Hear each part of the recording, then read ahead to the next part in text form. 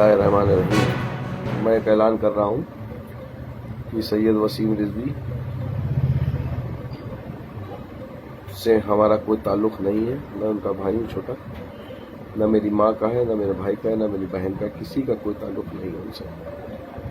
वो पागल हो गए हैं, मजनून हो गए हैं। वो जो समझ में आते हैं वो करते हैं। न वो नमाज न रोज़ा कुछ करते नहीं, न उनको दीन न इस्लाम से कोई मतलब है, इसलिए वो इस तरह की बातें बोलते हैं। जो दीन और इस्लाम से जुड़ा होता है, उसके दिल में खौफ होता है, वो इस तरह की बातें बोल ही नहीं सकता।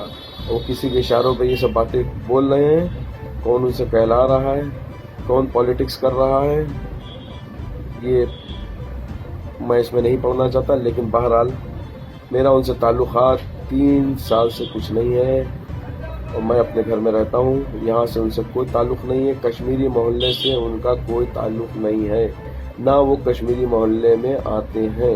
कोई भी महल्ले वाला ये गवाही दे दे, खड़ा होकर कह दे कि वसीम रिजवी मेरे घर आते हैं या वसीम रिजवी कश्मीरी मोहल्ले आते हैं।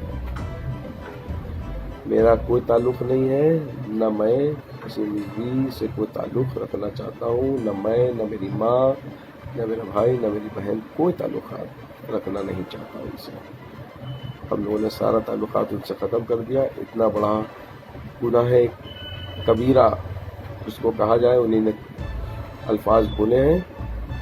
बहरहाल कुरान की हिफाजत तो अल्लाह करेगा, जो बेशक है।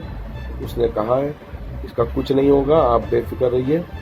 उसमें से ना एक नुक्ता हटेगा, ना एक ज़बर हटेगा, ना ज़ेर हटेगा।